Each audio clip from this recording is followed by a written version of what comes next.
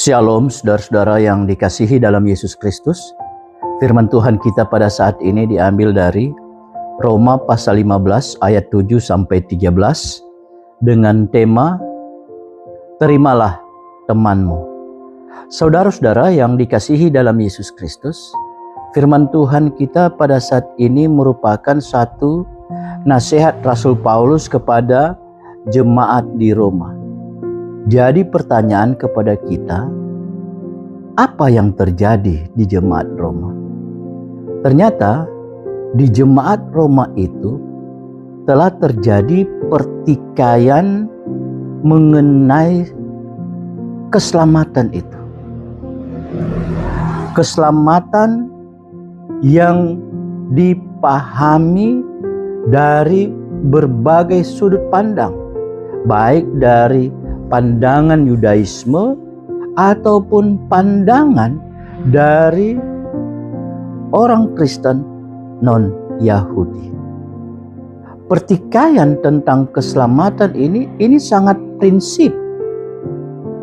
Bahkan pertikaian ini sudah mulai menjurus kepada perpecahan. Oleh sebab itu Rasul Paulus memberikan satu nasihat agar hidup di dalam satu persekutuan. Hidup di dalam satu kerukunan. Untuk itu, agar hidup dalam satu persekutuan dan dalam satu kerukunan, maka jemaat Roma itu harus saling menerima satu dengan yang lain. Tidak dikecualikan apakah mereka yang kuat menerima mereka yang lemah ataupun mereka yang lemah menerima mereka yang kuat. Karena di satu pihak itu ada golongan yang dikategorikan kuat dalam iman dan lemah dalam iman. Itu yang terjadi. Sehingga saling menerima satu dengan yang lain. Tujuan untuk saling menerima satu dengan yang lain adalah untuk kemuliaan Allah. Kita lihat di sini, Paulus menekankan bahwa saling menerima satu dengan yang lain itu berarti sama dengan bagaimana Yesus menerima jemaat dan tujuannya untuk kemuliaan Tuhan. Jadi ini ada dasar teologisnya. Dasar teologisnya bagaimana itu saling menerima karena Yesus telah menerima dan untuk kemuliaan.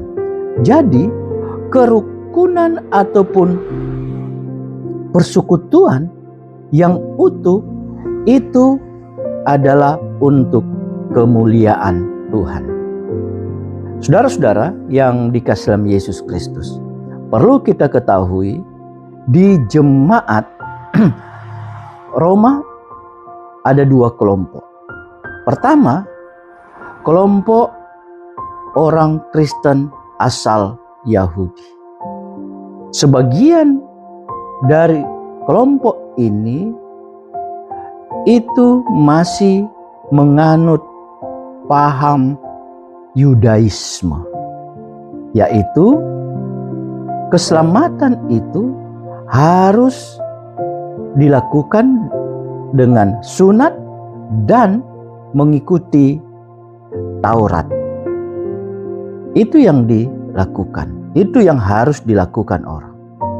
Sehingga mereka mempengaruhi orang di luar kelompok ataupun orang Kristen asal Yahudi. Yang kedua, kelompok orang Kristen asal non-Yahudi. Kelompok ini menganut paham bahwa keselamatan itu ketika percaya kepada Yesus Kristus. Ketika percaya kepada Yesus Kristus, maka mereka bebas untuk makan dan minum. Mereka tidak ada faham tentang tahir dan tidak tahir, ataupun baptis dan Taurat, mengikuti tradisi-tradisi Yudaisme. Itu mereka tidak mengenal. Mereka hanya mengenal bahwa percaya kepada Yesus Kristus itu berarti selamat. Itu yang terjadi. Nah, hal ini membuat satu friksi yang cukup tajam. Oleh sebab itu Paulus menekankan bahwa untuk mendapatkan gereja yang utuh, persekutuan yang baik, kerukunan yang baik, maka harus saling menerima satu dengan yang lain. Paulus juga mengingatkan kepada mereka bahwa demi Kristus, demi kemuliaan Allah, demi keselamatan, Kristus telah menjadi pelayan kebenaran bagi mereka yang bersunat. Dalam arti kata bahwa Kristus ini datang untuk keselamatan bagi orang-orang Yahudi dalam pelayanan-pelayanan, karena itu adalah janji kepada nenek moyang mereka, yaitu keselamatan. Keselamatan tetap dipegang oleh Allah, janji keselamatan kepada mereka tetap dipegang oleh Allah, dan untuk itu Allah datang ke dunia ini lewat Yesus Kristus agar mereka itu selamat. Janji itu adalah janji keselamatan. Kristus datang untuk keselamatan bagi orang Yahudi dan juga untuk memungkinkan bangsa-bangsa lain, orang-orang non-Yahudi hidup dalam keselamatan. Sebenarnya mau ditekankan bahwa Kristus datang baik untuk orang Yahudi maupun bukan orang Yahudi. Jadi Allah itu setia kepada janji-janjinya. Oleh sebab itu juga Paulus menyadarkan kepada mereka bahwa keselamatan itu juga terbuka untuk bangsa-bangsa lain. Kalau kita melihat mulai dari ayat 9 sampai ayat 12, itu Paulus mengutip kitab Taurat maupun kitab nabi-nabi dan Mazmur untuk membuka wawasan berpikir mereka dan juga mengingatkan kembali akan kitab Taurat, nabi-nabi dan Mazmur yang mengatakan tentang keselamatan untuk bangsa-bangsa lain. Orang bukan Yahudi itu dimungkinkan untuk memuliakan Allah karena menerima Yesus Kristus sebagai Tuhan. Hidup dalam kepercayaan dan hidup dalam keselamatan Allah. Itu yang ditekankan.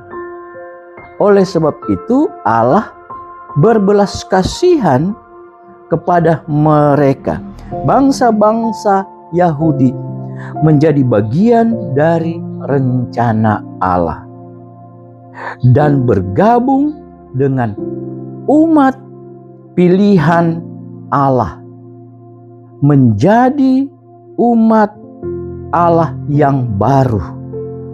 Jadi tidak ada lagi yang lebih dispesifikkan tentang keselamatan. Jadi semua bangsa-bangsa itu hidup dalam keselamatan, baik bangsa Yahudi maupun bangsa non-Yahudi. Saudara-saudara, kembali lagi kita kepada tema kita, yaitu terimalah temanmu. Saya harus mengatakan bahwa ada beberapa hal yang harus kita pahami dahulu tentang teman. Apa itu teman? Walaupun itu kita sering dengar, sering kita ucapkan. ada di sekitar kita, tapi harus kita pahami dulu apa itu teman.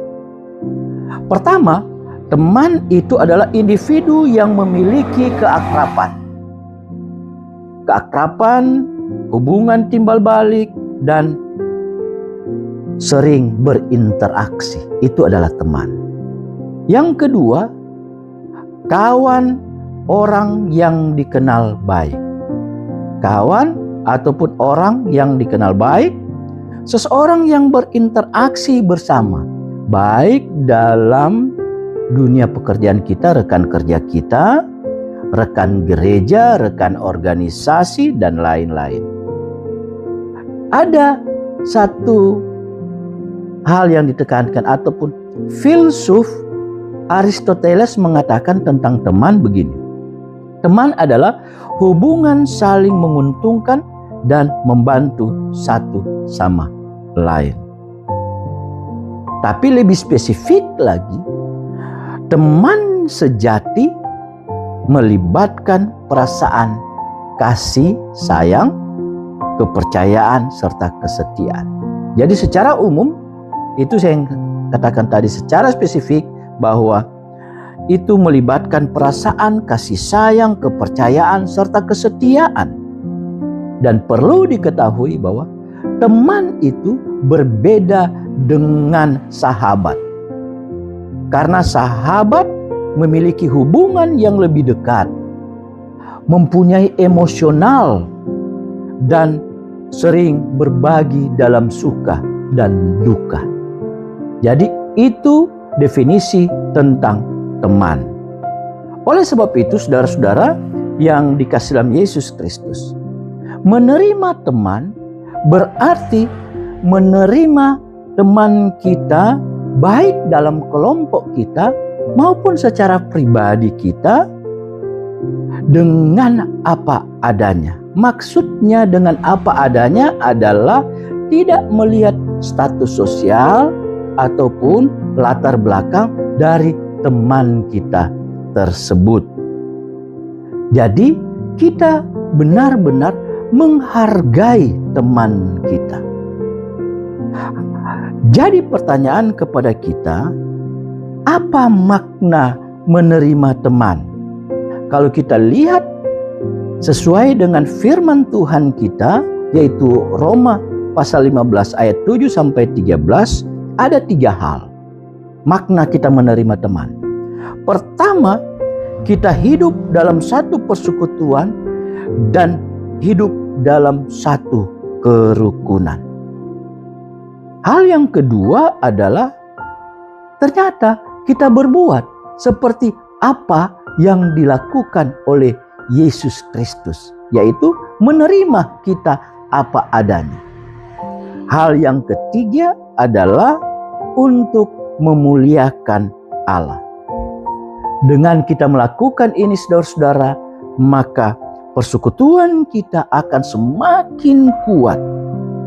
Dan saya yakin apa yang kita harapkan dalam persekutuan kita, khususnya dalam kita bergereja, itu akan diberkati Tuhan. Oleh sebab itu, saudara-saudara yang dikasihi dalam Yesus Kristus, marilah kita menerima teman kita, menerima temanmu apa adanya, sehingga kita senantiasa diberkati oleh Tuhan. Demikianlah firman Tuhan. Tuhan memberkati kita.